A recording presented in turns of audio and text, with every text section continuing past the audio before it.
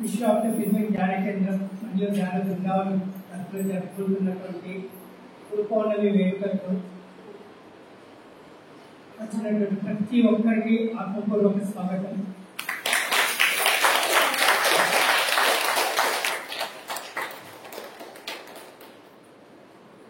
మన ఫిల్మింగ్ ధ్యాన కేంద్రం స్థాపకులైనటువంటి జ్ఞాన దంపతులైనటువంటి మన రవి మాస్టర్లు చంద్రిక మేడం గారి వేదిక మీద రావాల్సిందిగా సవినయంగా ప్రార్థిస్తున్నాను.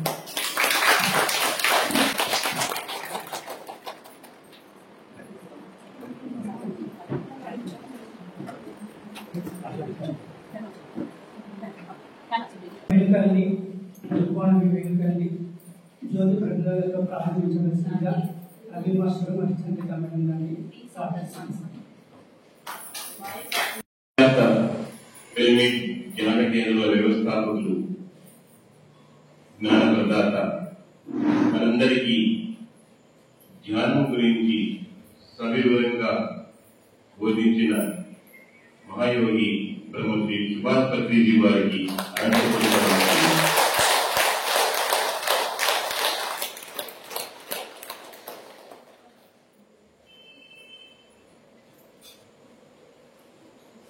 వస్తుంది. అది వ్యాస పూర్ణిమ.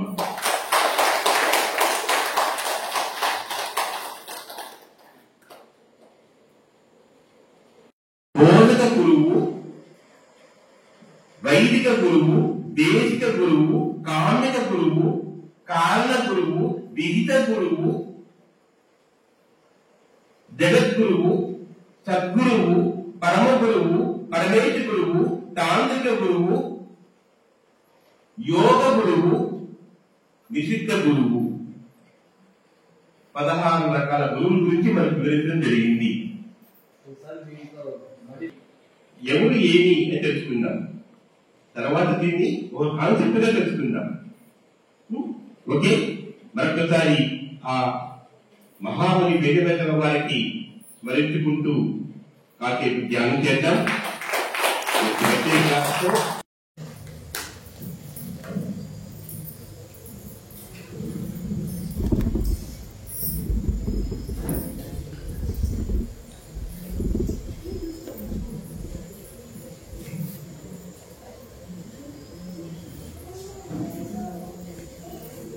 తస్మై శ్రీ గురువే నమః.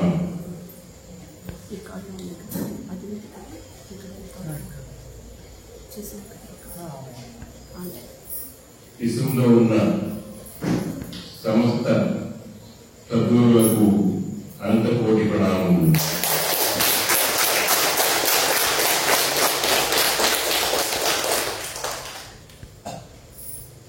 విశ్వవ్యాప్త జ్ఞాన కేంద్ర వ్యవస్థాపకులు జ్ఞాన ప్రదాత మనందరికీ ధ్యానం గురించి సవివరంగా బోధించిన మహాయోగి బ్రహ్మశ్రీ సుభాష్ పత్రిజీ వారికి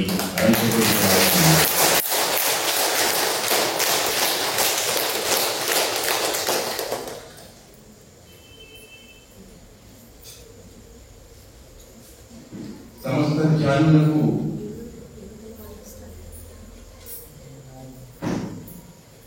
అతిపెద్ద పండుగ గురు పౌర్ణిమ, వ్యాస పౌర్ణిమ. ప్రపంచానికి అందరికీ,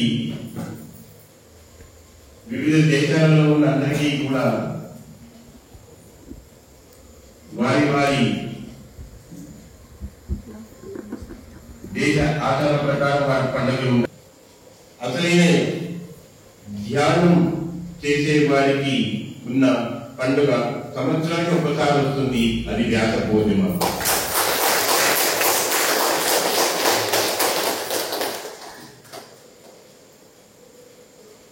ఈ వ్యాస పౌర్ణమి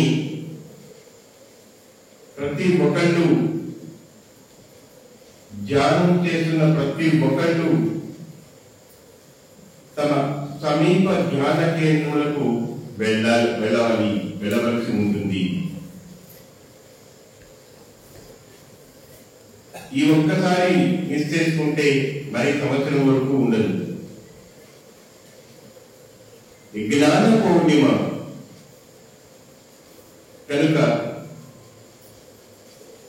జ్ఞాన పౌర్ణమిని మనము అత్యంత నిశ్చలమైనటువంటి భక్తితో, అత్యంత గౌరవంతో పరమ గురువులను స్మరించుకుంటూ జరుపుకోవాలి.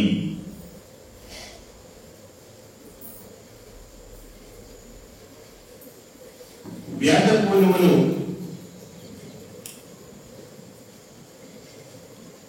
గురు పూర్ణిమ అంటున్నాం. దీని గురించి మనం ఈరోజు కొద్దిగా తెలుసుకుందాం. తెలుసుకునే ముందు మన మేడం గారు ఒక 5 నిమిషాలు దీని గురించి మాట్లాడవలసిందిగా నేను కోరుతున్నాను.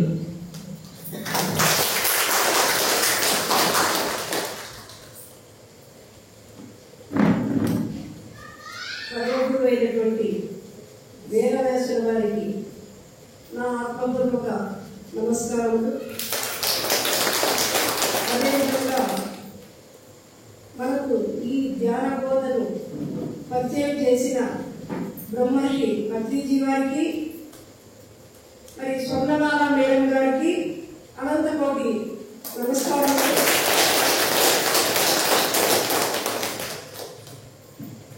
విశ్వంలో ఉన్న సమస్త గురువులకు ఉన్నది. మరి గురువు అంటే ఎవరు? ఫిజికల్ గా పాఠాలు చెప్పేవాళ్ళ గురువులకి ఆ రోజు వేరే ఉంది. అది టీచర్స్ డే మనం జరుపుకుంటాం సెప్టెంబర్ 5th. ఈ రోజు మనం జరుపుకునేది ఈ గురు పూర్ణిమ కేవలం జ్ఞానమూర్తులకు సంబంధించినది మాత్రమే. మనకు ఫిజికల్ గా టీచర్లు పాఠాలు చెప్తారు, అవి మన జీవనోపాధికి ఉపయోగపడతాయి. కానీ ఆత్మజ్ఞానం గురువు చేసే బోధ మరణానంతరం మనకు ఉపయోగపడుతుంది. ఫిజికల్ గా వచ్చింది ఫిజికల్ గా వెళ్ళిపోతుంది, కానీ ఆత్మ బోధ అనేది మన మరణం తర్వాత కూడా మనకు ఉంటుంది. మనము మళ్ళీ మళ్ళీ జన్మ ఎత్తకుండా మనకు ఈ సద్గురువులు మహాగురువులు ద్వారా మనం జ్ఞానాన్ని పొంది ఈ జన్మని ఆఖరి జన్మ చేసుకోవడానికి ఇది ఉపయోగపడుతుంది. ఇంతటి మహద్భాగ్యము మనకు కలిగింది. మరి పత్రిజీ వారు, మరి రవి మాస్టర్ గారు మనకు ఎన్నో సంవత్సరాల నుండి ఈ ఆత్మజ్ఞాన బోధన మనకు బోధిస్తూనే ఉన్నారు. భగవద్గీత గురించి, అష్టావక్ర గీత గురించి, సమస్త వేద విజ్ఞానాన్ని పత్రిజీ ద్వారా కొంత, రవి మాస్టర్ ద్వారా మరికొంత ఎంతో మనం నేర్చుకున్నాం. మన ఈ ధ్యాన బృందావనంలో మనకు భగవద్గీత అంటే ధ్యానంలో రాకముందు కృష్ణుడు బోధించినాడు అన్నంత వరకే తెలుసు.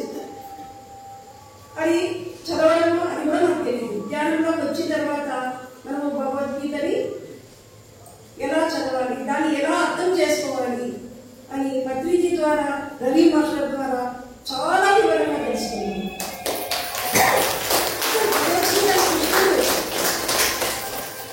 ఏమి బోధించాడు? అది బాహ్య విద్య కాదు, ఇది గొప్ప ప్రాణ విద్య. మనల్ని మనమే వదిలించుకోవాలి. ఎవరు వచ్చి మనల్ని ఉద్ధరించరు.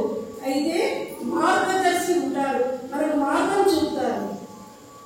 అలాంటి మార్గం చూపే వాళ్ళలో మరి మహావతార్ బాబాజీ గారు, నారీ మాసాయి గారు, బుద్ధుడు, బ్రహ్మర్షి పత్రిజీ, రవి మాస్టర్. ఎంత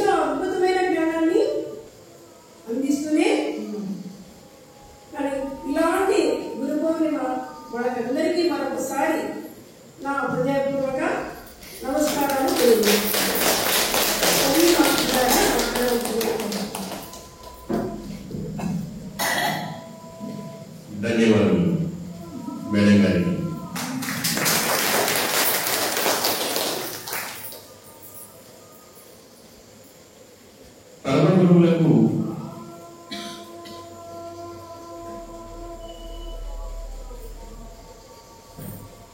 మేధస్సు ఉండదు, సద్గురువులకు మేధస్సు ఉండదు, జగద్గురువులకు మేధస్సు ఉండదు. ఇంతకు పాటలో మేధస్సు ఉంది అని పాడింది. ఒప్పుకుంటారా?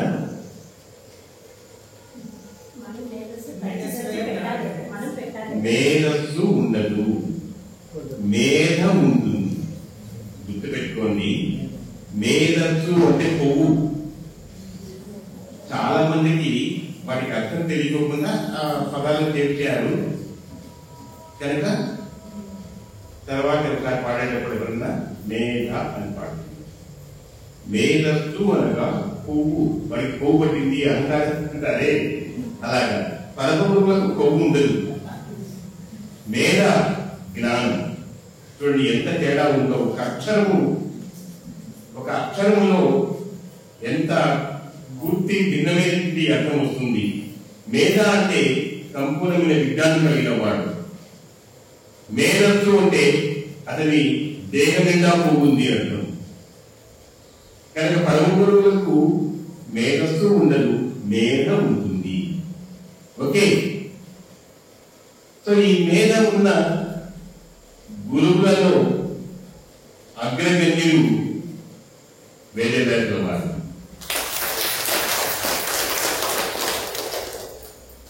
వేదవ్యాసుల వారి గురించి తెలుసుకునే ముందు వారి వంశం వృక్షం ఎలా ఉంది,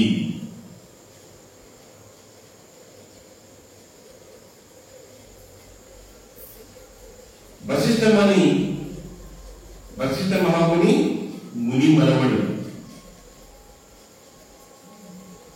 శక్తి మహాముని యొక్క మనవడు, పరాశరుని కుమారుడు, సుఖముని తండ్రి అయిన వేదవ్యాసుల వారికి ప్రణామం చేస్తున్నాను. వ్యాసం వశిష్ఠ నప్తారం శక్తే పౌత్ర మకర్ణకం పరాశరాత్మజం వందే సుఖకాటం తపోనిజం. ఈ శ్లోకంలో ఎవరు ఏమి తెలుస్తుంది. వశిష్ఠ మహామునికి ముని మనవడు. ఈయన యొక్క జన్మనే చాలా విచిత్రంగా జరిగింది. వేదవ్యాసుల వారి యొక్క జన్మ వృత్తాంతం మనం పరిశీలిస్తే చాలా విచిత్రమైన పరిస్థితుల్లో జరిగింది. ఈ వేదవ్యాస అన్నది ఒక స్థితి పేరు కాదు. మనకు ఒక బిరుదు అనుకుందాం, ఒక స్థితి. ఈ నొక్కరే కాదు, ఇంతకుముందు వ్యాసపీఠాన్ని అధిరోహించిన వాళ్ళు చాలా మంది ఉన్నారు. ప్రతి ద్వాపర యుగంలోనూ వేద విభజన జరుగుతుంది. ప్రతి ద్వాపర యుగాంతములోనూ వేద విభజన జరుగుతుంది. అలాగే ప్రతి ద్వాపరంలోనూ ఒకరు వ్యాసపీఠాన్ని అధిరోహిస్తారు, వాళ్ళని వేదవ్యాసులు అంటారు. మనకు ఏం తెలుసు? కేవలం ఒక వ్యక్తి గురించి మాత్రమే ఒకటే అనుకుంటున్నాము. ప్రథమంగా వేదవ్యాసులైనది స్వయంభూ. ప్రథమ ద్వాపరంలో వేదవ్యాసులలో వచ్చిన ఎవరు అంటే స్వయంభూ. ద్వితీయ ద్వాపరంలో ప్రజాపతి వేదవ్యాసులు అయ్యారు. తృతీయంగా శుక్రుడు అయ్యాడు. చతుర్థంగా బృహస్పతి అయ్యాడు. పంచమ ద్వాపరంలో వశిష్ఠుడు అయ్యాడు. షష్ఠంలో త్రివర్షుడు అయ్యాడు. సప్తమ ద్వాపరంలో ఇప్పుడు మనం కృష్ణద్వైపాయనుడు. మనందరికీ ఒకరే తెలుసు, కానీ అంతకుముందు ఈ వేద విద్యాస పీఠను అనుభవించిన వాళ్ళు ఉన్నారు. ఈయనకు కృష్ణద్వైపాయనుడు పేరు ఎందుకు వచ్చింది? జన్మ వృత్తాంతం ఈరోజు తెలుసుకుందామా? మీ అందరికీ తెలుసుంటుంది, మరికొంత వివరిస్తాను. వేదవేద భగవాన్ గురించి తెలుసుకునే ముందు వారి వంశం గురించి కూడా మనం తెలుసుకోవాలి. అది ప్రతి ఒక్క జ్ఞాని కర్తవ్యం, ధర్మం. ఎంతటి మహావిజ్ఞానిలో మనం ఈరోజు తెలుసుకుందాం. పూర్వకాలంలో చేదీ రాజ్యమును వసువు అనే మహారాజు పరిపాలించేవాడు.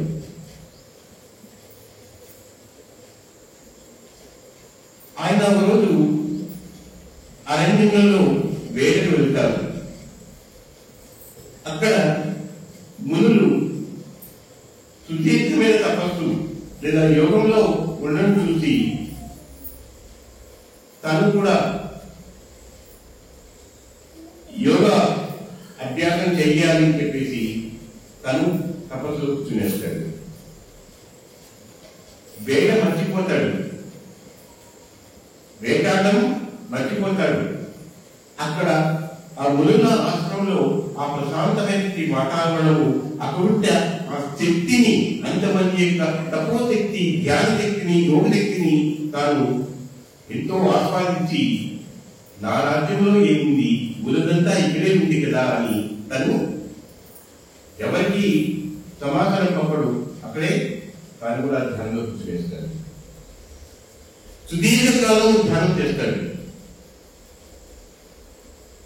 ఆయన యొక్క తక్కువ దీక్షకు, కర్తవ్యానికి, ఆయన పట్టుదలకు ఇంద్రుడు ఎంతో సంతోషించి ఆయనకి ప్రత్యక్షమవుతాడు. నీ యొక్క ధర్మనిష్టకు, నీ యొక్క కర్తవ్య పాలనకు నేను చాలా సంతోషించినాను. నీవు నాతో స్నేహం చేయి, నా దగ్గరికి వస్తూ పోతూ రాజ్యపాలన చేయి నువ్వు అని చెప్తాడు. నీకు దివ్యత్వాన్ని ప్రసాదిస్తున్నాను అని వసువుకు ఇంద్రుడు దివ్యత్వాన్ని ప్రసాదిస్తాడు. అందరితో ఊరుకోకుండా ఆయనకు ఒక దివ్య విమానాన్ని ఇస్తాడు. మరొకటి పద్మమాల అంటే ఇంద్రమాలను ఇస్తాడు. ఆ ఇంద్రమాల ఏమిటి అంటే అనేక పద్మములు కలిసి ఉంటుంది. అవి ఎప్పటికీ వాడిపోవు. ఏ ఆయుధం చేసినా కూడా అవి ఎప్పుడు గుర్తించబడవు. ఏ ఆయుధ ప్రయోగము వాటి మీద పనిచేయి. అటువంటి పద్మములు గల ఇంద్రమాలను ఇస్తాడు. అది పద్మమాల, అది పేరు ఇంద్రమాల. ఆ తర్వాత ఎవరి చేత కూడా జయించడానికి వీళ్ళు కానీ ఆయుధములను ఇస్తాడు. అంత సంతోషిస్తాడు ఇంద్రుడు. ఇంద్రుడు చెప్పినట్టుగా తను ఇంద్రుడి వచ్చిపోతూ ఉంటాడు. తన విమానం నీటి ఉన్నత లోకాల్లో వివరిస్తూ ఉంటాడు. కనుక ఆ వసువుకు ఉపరిచరుడు అని పేరు వచ్చింది. ఎప్పుడు ఉన్నత లోకాల్లో వివరిస్తుంటాడు కాబట్టి ఆయనకు ఉపరిచరుడు అని పేరు వచ్చింది. ఒకసారి తను అలా వివరిస్తూ ఉన్నప్పుడు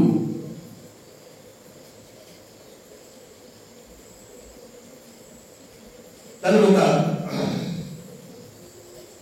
ఋషి దంపతుల యొక్క సంఘం చూస్తాడు. అంటే వాళ్ళు వేరే రూపంలో ఉంటారు. కానీ దీనికి ముందు ఏమవుతుంది అంటే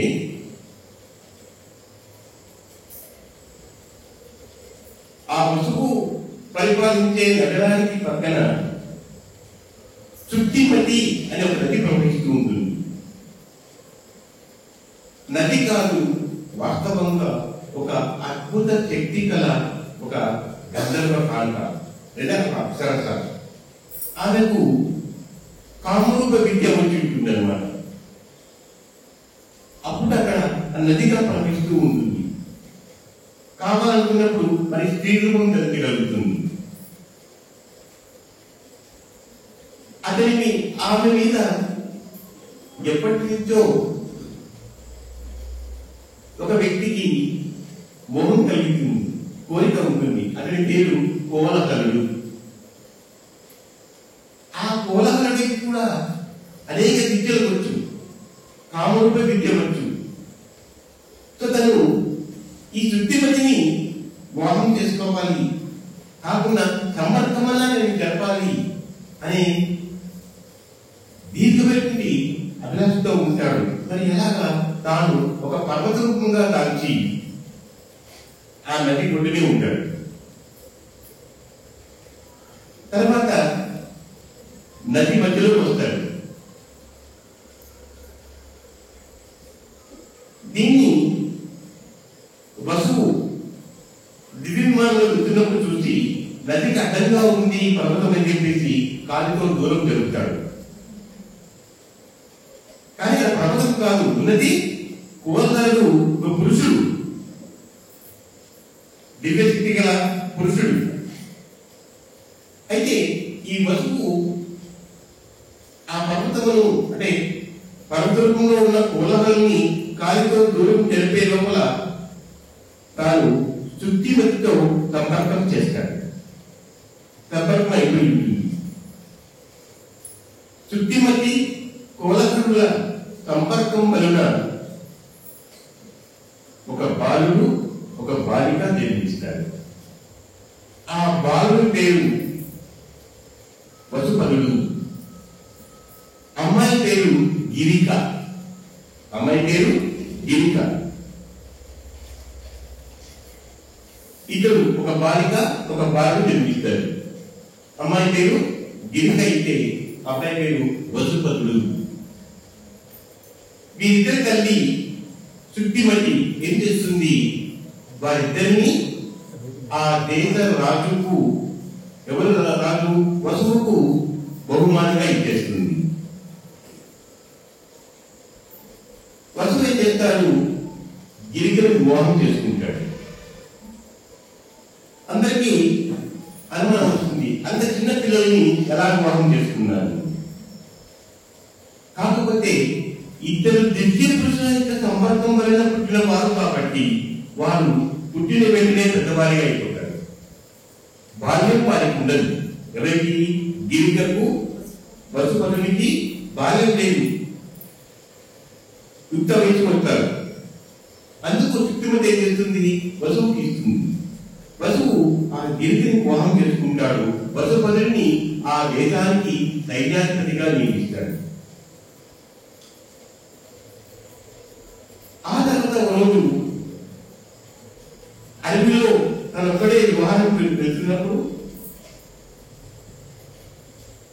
ఋషి దంపతులు జింకల రూపంలో ఉండి సంపర్కం చేస్తూ ఉంటే ఈయన మోహాగ్రస్తుడు అవుతాడు. ఎవరు, వసువు. తనకు కామ కోరిక కలుగుతుంది. ఆ కామ కోరిక వలన తనలో నుంచి రేతస్సు బయటపడుతుంది. ఆ రేతస్సు పడక ముందే తాను ఒక గొప్ప అంటే ఒక ఆకుని గొప్పగా మార్చి ఆ రేతస్సును అందులో పెడతాడు. కాబట్టి తన పెంపుడు డేగ, తను ఎక్కడ పోతున్నా ఒక డేగ అతని వెంట వస్తూ ఉంటుంది. ఆ పెంపుడు డేగకు ఇచ్చి తన భార్యకి ఇవ్వంటాడు. భార్యకి ఇచ్చి తను చేయించమని చెప్తాడు. ఆ డేగ ఏం చేస్తుంది, ఆ రేతస్సు ఉన్న ఆ గొప్పను తీసుకొని వెళ్తూ ఉంటుంది అంతఃపురానికి. మధ్యలో మరొక డేగ ఇదేదో ఆహార పదార్థమని మొదటి డేగతో పోట్లాడుతుంది. ఆ పోట్లాడేటప్పుడు ఏం ఆ రేతస్సు కింద పడిపోతుంది. ఎక్కడ యమునా నది మీద వెళుతూ ఉంటుంది. ఆ రేతస్సు కింద పడుతున్నప్పుడు ఆ నదిలో పడకుండా ఉండే నదిలో మత్స్య రూపంలో పెట్టి ఒక అప్సరస బ్రహ్మశాపం వలన ఒక అప్సరస, ఆ అప్సరస పేరు అద్రిక. అద్రిక అనే ఒక అప్సరస బ్రహ్మశాపం వలన యమునా నదిలో మత్స్య రూపంలో ఉంటుంది. ఆ శాప విమోచనం ఎలా అని అడిగినప్పుడు బ్రహ్మ చెప్తాడు, ఎప్పుడైతే నీవు మనుషులకు జన్మనిస్తావో, మానవులకు నువ్వు మత్స్యమే రూపంలో ఉన్నావు, కానీ మానవులకు ఎప్పుడు నువ్వు జన్మనిస్తావో అప్పుడు నీకు శాప విమోచనం అవుతుంది అని చెప్పించాడు. అప్పటి నుంచి ఆ యమునా నదిలో మత్స్య రూపంలో తిరుగుతూ ఉంటుంది. ఈ రేతస్సు కరెక్ట్ గా పడే సమయానికి మత్స్య రూపంలో ఉన్న అద్దరిక ఏం చేస్తుంది, ఆ రేతస్సును తాను రక్షిస్తుంది. ఆ రేతస్సు రక్షించడం వలన అండము రేతస్సు పిండము రెండు కలిపి ఆవిడ గర్భం దాల్చుతుంది. 10 నెలలు అయిపోతుంది. అక్కడి పెద్దవారు యమునా నదిలో చేపలు పట్టాలనుకున్నప్పుడు వారికి ఈ చేప దొరుకుతుంది. ఇంత పెద్దదిగా ఉంది, దీని పొట్టలో ఏమో ఉంది. ఆ పొట్టలు పోసినప్పుడు ఏమవుతుందంటే లోపల ఒక బాలిక ఒక బాలుడు ఉంటారు. అమ్మాయి అబ్బాయి ఇద్దరు ఉంటారు.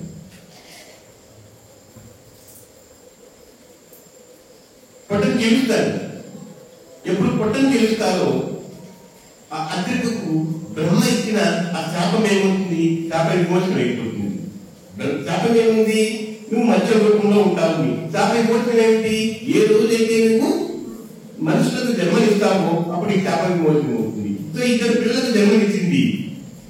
పట్టుకొస్తే 2 పిల్లలు బయటకు వచ్చారు. ఆవిడ తన మగని దివ్యరూపం ఉంటుంది, తను వెళ్ళిపోతుంది. ఆ అమ్మాయిని అబ్బాయిని అక్కడి రాజు దాసరాజు, ఆ దాసరాజు పిలుచుకొస్తాడు. ఆ ప్రాంతానికి ఆ వ్యక్తి రాజు ఉంటాడు. ఆ అమ్మాయి పేరు మత్స్యగంధి. అమ్మాయి మత్స్యగంధి దాసరాజు దగ్గర దాసరాజు కుమార్తెగా పెరుగుతూ ఉంటుంది. దాసరాజు ఇంటిలో సమయంలో తాను యమునా నది ఒడ్డున నదిని దాటాలనుకున్న వారిని ఆ పక్కన ఈ పక్కకు ఈ పక్కకు దాటిస్తూ ఉంటుంది మత్స్యగంధి.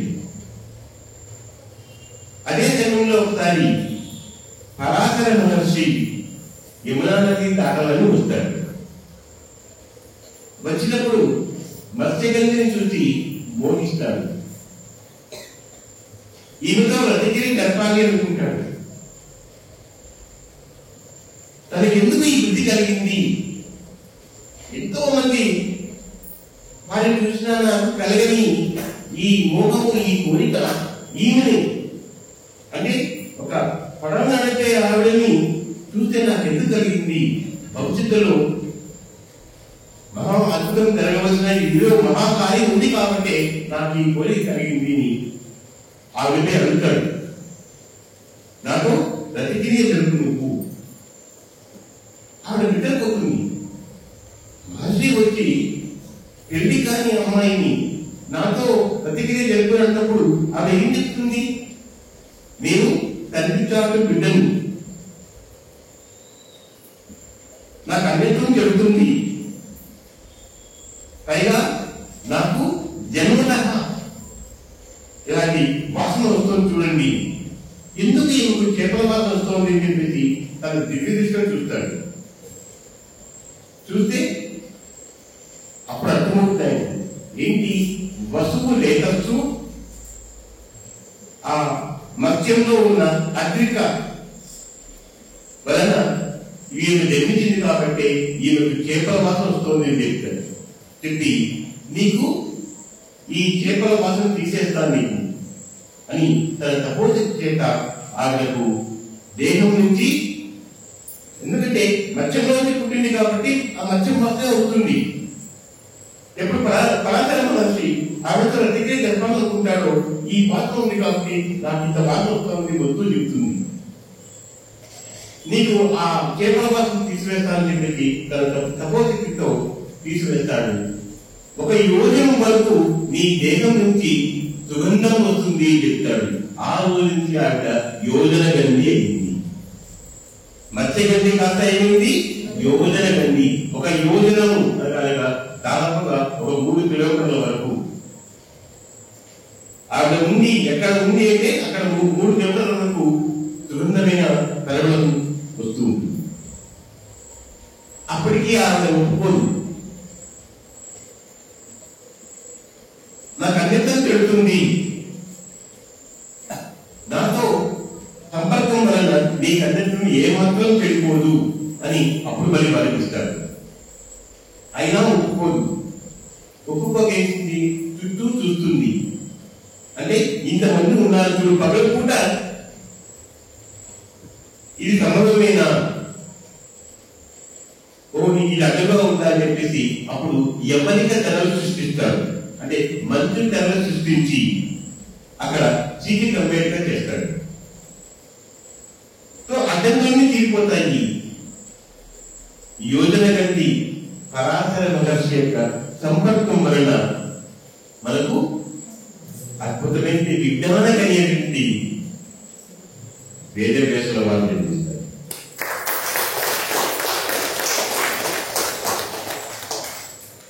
అయితే ఆయన వేదవ్యాసులు అని అప్పుడు పేరు లేదు. నల్లగా ఉన్నాడు కాబట్టి కృష్ణుడు ఉన్నాడు. యమునా నది ద్వీపంలో 2 పాయలు గల ఒక ద్వీపంలో జన్మించాడు కాబట్టి ద్వైపాయనుడు ఉన్నాడు. 2 పాయలుగా ఉన్నటువంటి ఒక ద్వీపంలో జన్మించాడు కావున ఆయన ద్వైపాయనుడు అని పిలిచాడు. 2 కలిపితే కృష్ణ ద్వైపాయనుడు. ఈ కృష్ణ ద్వైపాయనుడు యొక్క అసలు పేరు ఎందుకు తెలుసా నీకు? అసలు పేరు అపాంతరతుడు. అపాంతరతుడు ఇది వేదవ్యాస మహాముని యొక్క ఒరిజినల్ నేమ్. అపాంతరతుడు ఎవరికి తెలియదు పేరు. అందరూ ఏమనుకున్నారు? ఎలా పిలిచేవాడు? నల్లగుణం వల్ల కృష్ణుడు, ఆ ద్వీపంలో జన్మించడం వల్ల ద్వైపాయనుడు, కలిపి కృష్ణ ద్వైపాయనుడు. కానీ అతనికి నామధేయము అపాంతరతుడు. అపాంతరతుడు అంటే అర్థం చూసినా తన లోపల ఉన్న చీకటిని పోగొట్టుకున్నవాడు అర్థం. అపాంతరతుడు అంటే తన లోపల ఉన్న చీకటిని పోగొట్టుకుని, చీకటి అయితేమి అజ్ఞానం, తన లోపల నుండి అజ్ఞానం పోగొట్టుకుని తన దగ్గర వచ్చిన అందరిలోనూ చీకటి తొలగించి జ్ఞానం ప్రసాదించే వాడిని అపాంతరతుడు అంటారు. అలాంటి అపాంతరతులు మనకి ఎంతమంది ఉన్నారో అవునా? మరి ఎందుకు ఈయన వేదవ్యాసలో అయినారు? నారాయణ యొక్క ఆజ్ఞ వలన, ఈయన నారాయణ అంశ ఆజ్ఞ వలన కలగాపులగా ఉన్నటువంటి వేదములను తాను విభజించి సులభంగా అర్థమయ్యే విధంగా, అంటే ఇప్పుడు మనకి అర్థం కాదు కానీ ఆనాటి ప్రజలకు అర్థమయ్యే విధంగా వివరించారు. మొదలుగా ఉన్నది 3 వేదములే. ఋగ్వేదము, యజుర్వేదము, సామవేదము. 4వ వేదం లేదు. ఆ తర్వాత ఈయన వాటిని క్రోడీకరించి విశదీకరించి సబ్జెక్టు వారిగా మరొకటి పెడతాడు, మరొక అది తయారు చేస్తాడు. ఆ 4వది అధర్వణ వేదము. 5వది కూడా ఆయనే రాస్తాడు. 5వ వేదం ఉంది. 5వ వేదము మహాభారతం. మొత్తం మీద 5 వేదములు ఆయన యొక్క రచనలోనే వచ్చినాయి. అష్టాదశ పురాణములను ఆయన రచించినాడు. సో వేదాలను అర్థమయ్యే విధంగా వివరించినాడు కాబట్టి ఆయన్ని వేదవ్యాసుల వారు ఉన్నారు. ఈయన జన్మించిన వెంటనే పెద్దవాడిగా అయిపోతాడు. తల్లికి నమస్కరించి నువ్వు ఎప్పుడు స్మరించుకుంటే అప్పుడు నేను ప్రత్యక్షం అవుతాను అని చెప్పేసి తను బదరికావనానికి వెళ్తాడు. అందుకే ఆయన పేరు బాలరాయుడు పేరుగా వచ్చింది. బదరీవనంలో బదరీ చెట్టు అనేది రేగు చెట్టు, బదరీ చెట్టు అనగా రేగు చెట్టు. అక్కడ అనేక రేగు చెట్లు వనం ఉంది. ఆ వనంలో ఆయన సుదీర్ఘమైన తత్వదీక్షలో ధ్యాన దీక్షలో ఉంటారు. అక్కడే ఉన్నారు కాబట్టి ఆయనకు మరొక పేరు వచ్చింది, బాలరాయుడు పేరు వచ్చింది. ఈ వేదవ్యాసుల వారు మనకు మహాభారతంలోను అష్టాదశ పురాణాలలోను మనకు ఎన్నో సందర్భంలో మనకు కనబడతాడు. నేను చెప్పిన ఈ వృత్తాంతము, తన యొక్క జన్మ వృత్తాంతము మహాభారతము ఆది పర్వము తృతీయాశ్వాసంలో ఉన్నదన్నమాట. మహాభారతము ఆది పర్వము తృతీయాశ్వాసంలో ఉన్నది. ఇది ఎవరు రాశారు? తనే రాశారు. మహాభారతం రచించింది ఎవరు? తాను చెప్తూ ఉంటే వినాయకుడు రాస్తూ ఉన్నాడు. మరి ఈ మహాభారతంలో రాయాలి ఏంటి? అంత పెద్ద మహాభారతము రాయాలి అంటే లేఖకుడు కావాలి. మరి ఆ లేఖకుడు కావాలన్నప్పుడు ఎవరు రాస్తారు? అందరి వ్యక్తి ఎవరికి ఉంది? వేదవ్యాసుల వారు చెబుతూ ఉంటే అంత వేగంగా రాయలేటువంటి వారు, తప్పులు లేకుండా రాయగల వారు ఎవరు లేరు. అప్పుడు వినాయకుడి పరిస్థితి ఆయన ప్రత్యక్షమవుతాడు. ఒక మాట చెప్తాడు, సరే నేను లేకుండా అవుతాను కానీ ఎక్కడా నిలబడాలు, నా గండము ఆగరాదు. నా గండముంటే కలము, కలము ఆగరాదు. అలా చెప్పగలిగితే నేను రాస్తాను. సరే అని ఒప్పుకుంటాను. వేదవ్యాసుల వారు చూడు ఎంత చిత్రంగా ఉంది ఇద్దరికి. అయితే ఒక మాట అంటాడు, నేను చెబుతున్నప్పుడు మీరు ఆలోచించి రాయండి చెప్తాడు. అని కాస్త ముడులతో కలిగినటువంటి ఆ శ్లోకాలు చెప్తూ వస్తారు మధ్య మధ్యలో. అలాంటివి 8,800 శ్లోకాలు ఉన్నాయి. దాన్ని గ్రంథ గ్రంథి వేదము అంటారు. అలా గ్రంథ గ్రంథి గల శ్లోకములు మహాభారతంలో 8,800 ఉన్నాయి. మొత్తం మహాభారతం అంతా 1,700 శ్లోకాలు. 1,700 శ్లోకాలు.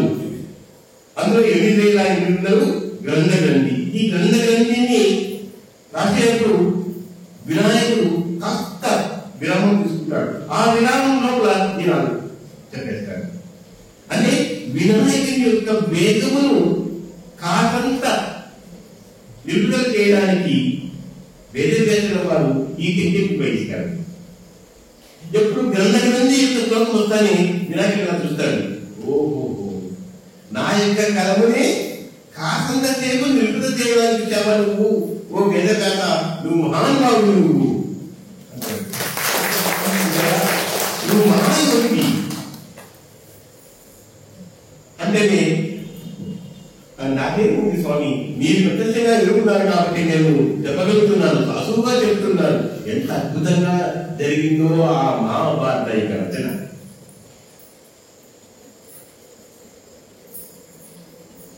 సో వేదవ్యాసుల గురించి మహామనులు తెలుసుకోవాలంటే ఎంత ఉందో అది ఒక రోజులో అయ్యేది కాదు.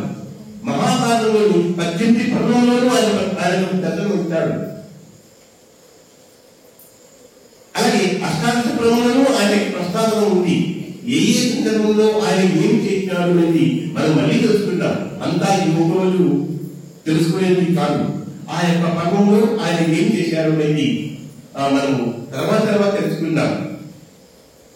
అప్పుడే ఆ వేదవ్యాసుల వారి గురించి, ఆయన ఆ వ్యాసపీఠము ఎలా అధిరోహించగలిగినారు అనే వృత్తాంతము మనం తెలుసుకుంటాం. అని మరొకసారి స్మరించుకుందాం. నారాయణం నమస్కృతం నరం చేయవ నరోత్తమం. చూడు ఎంత స్పష్టంగా చెప్పడం జరిగిందో. మహాభారతం గురించి మనం తెలుసుకునేటప్పుడు, అష్టాదశ పురాణం గురించి తెలుసుకునేటప్పుడు, వేదం నుంచి స్మరించేటప్పుడు తప్పనిసరిగా వేదవ్యాసుల వారిని స్మరించుకొని తీరాలి. వేదవ్యాసుల వారిని నమస్కరించకుండా మనం ఏది కూడా మొదలుపెట్టరాదు. కారణం ఏమంటే మనం తెలుసుకుంటున్నా, చెప్పుకుంటున్నా, బోధించుకుంటున్నా, మాట్లాడుతున్న ప్రతి జ్ఞానం అంతా కూడా ఆయన ఉచ్చిష్టము. ఉచ్చిష్టముగా ఆయన ఏమీ లేదు. ఎవరు ఏ ఆధ్యాత్మిక సభలో ప్రవచనం చేసినప్పటికీ అది వారి సొంతము కాదు. అది ఎవరి సొంతము? వేదవ్యాసుల వారిది. అంటే ఈ చివరి ద్వాపరంలో వేదవ్యాస పీఠం అనుగ్రహించిన కృష్ణ ద్వైపాయనుల వారిది. అపాంతరతుడిది కనుక అపాంతరత అనే దానికి వృత్తమైన అర్థం ఉన్నది. అపాంతర ఈ రోజు మనం జరుపుకుంటామంటే అపాంతరత పౌర్ణిమ అంటారు. ఎప్పుడంటే విన్నారా? అపాంతరత పౌర్ణిమ.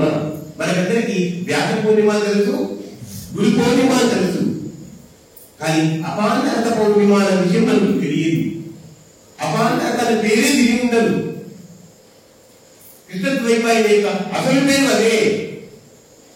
జన్మించడం పలాని ప్రాంతంలో పలాని విధంగా జన్మించినాడు కాబట్టి ఆయనకు నల్లగా ఉన్నాడు కాబట్టి కృష్ణులని ద్వైపాయనంలో ఉండే ద్వీపంలో జరిగినాడు. ద్వైపాయన పేరు వచ్చింది తప్ప భద్రగా ఒక పేరు పెట్టారు. జన్మించిన వెంటనే ఆయన యుక్తమైపోయాడు, అపారమైనటువంటి జ్ఞానం కలిగి ఉంటాడు. అలా ఎవరు సాధ్యమవుతుందా? ఆయన యొక్క జ్ఞాన శక్తిని చూసి ఈ పేరు పెడతారు అపాంతరత అని. కనుక ఈ అపాంతరత పూర్ణిమ మనకందరికీ పెద్ద పండుగ. నారాయణం నమస్కృతం నరం చైవ నరోత్తమం. ఈయన స్మరించుకొని మనం ఎప్పుడు కూడా ప్రతి పని చేయాలి. ప్రతి రోజు కూడా నేను ధ్యానంలో కూర్చునే ముందు వేదవ్యాసుల వారిని స్మరించుకునే ధ్యానంలో కూర్చుంటాను. వేదవ్యాసుల వారు తర్వాతనే మహాకాళ బాబాజీ గాని, రాయపాత్రులు గాని, పత్రిజీ గారు గాని అందరూ కూడా ముందుగా మనము ఆత్మపూర్వకంగా ప్రణామం చేయవలసింది వేదవ్యాసుల వారిని. ఎంతమంది గురువులుగా ఉన్నారు, ఎవరు ఏ గురువు అనేది మనకి వివరించారు, దాన్ని తర్వాత తెలుసుకుంటాం. ఎవరు ఏ గురువు అనేది దాని తర్వాత తెలుసుకుందామా? తెలుసుకుందామా? తర్వాత తెలుసుకుందాం. ఎందుకంటే మీ యొక్క అనుభవం నాకు వినాలని ఉంది. ఈ రోజు మీరు మాట్లాడాలి.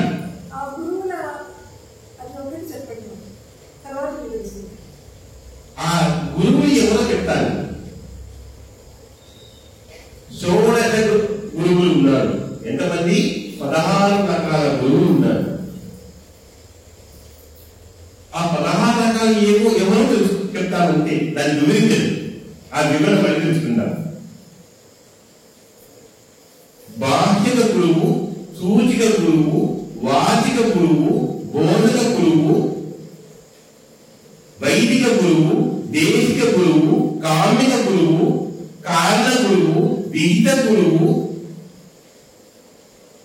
జగద్గురువు, సద్గురువు, పరమ గురువు, పరమేశ గురువు, తాంత్రిక గురువు, యోగ గురువు, నిషిద్ధ గురువు. 16 రకాల గురువుల గురించి మనకు వివరించడం జరిగింది.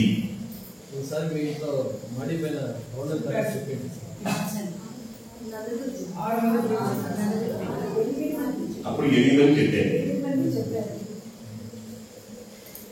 ఈ 16 మందిలో